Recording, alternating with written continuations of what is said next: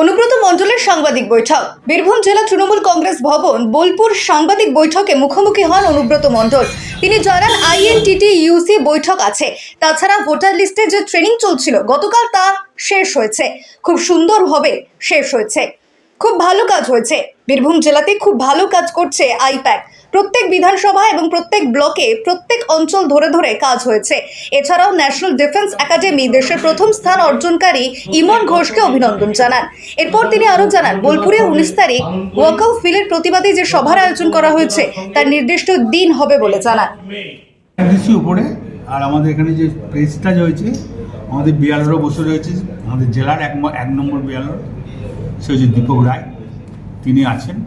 আর সুন্দরভাবে ট্রেনিং হয়ে গেছে, আমাদের বুথে বুথে ট্রেনিং হয়ে গেছে এবং সুন্দর কাজ করেছে আইপ্যাক, এটা অস্বীকার করা যাবে না। সুন্দরভাবে ওরা ট্রেনিং দিয়েছে। আমি বুথের প্রত্যেকটি মানুষকে বলবো, আপনারা ভোটার লিস্ট সংশোধনের যা কাজ হয়েছে আর নতুন করে ভোটার আবার আরম্ভ হচ্ছে, সচেতন থাকুন, ভোটের দিকে নজর দেন।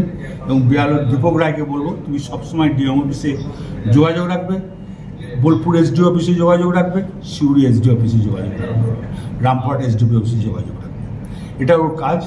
আর আমাদের বুথ কর্মীদের বলবো, যারা বিয়ালরা আছেন তারা সবসময় কোনো প্রবলেমে পড়লে দীপক রায়কে যেন ফোন করে, তারপরেও যদি না হয় আমাকে সরাসরি যেন আমার কাছে এসে দেখা করে। উনি কি এই জেলার এই ভোটার বিষয়টা দেখছেন? উনি বিয়ালর, এক নম্বর বিয়ালর। ওয়াকআপ বিল নিয়ে মিছিল আছে বা সমগ্র বিষয়টা নিয়ে দেখুন, ওয়াকআপ বোর্ডের মিছিল আছে। আমার বক্তব্য, প্রথমে আমি লোক হব, আমি হিন্দু মুসলমান, আমি মানুষ। মানে মুর্শিদাবাদে গন্ডগোল হলো, মুর্শিদাবাদে কি হয়েছে সেটা মমতা ব্যানার্জি সম্পূর্ণভাবে দেখছে এবং ওয়াকআপ নিয়ে মমতা ব্যানার্জি যা দেখছে, এরপর আর কারো কিছু করা উচিত নয়। এই কারণে যেটা মমতা ব্যানার্জি ওদের পাশে আছে।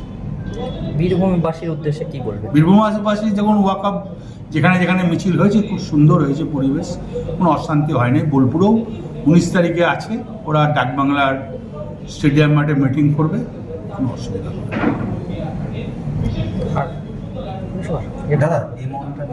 না।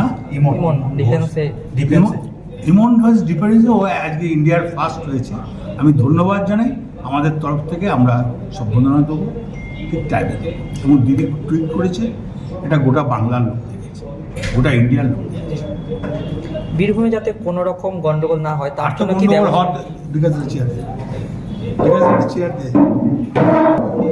গন্ডগোল হওয়ার তো কারণ নাই।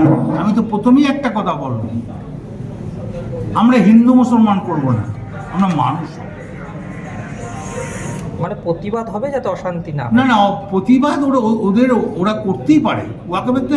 ওয়াকআপ নিয়ে তো প্রতিবাদ প্রথম মমতা ব্যানার্জি করছে।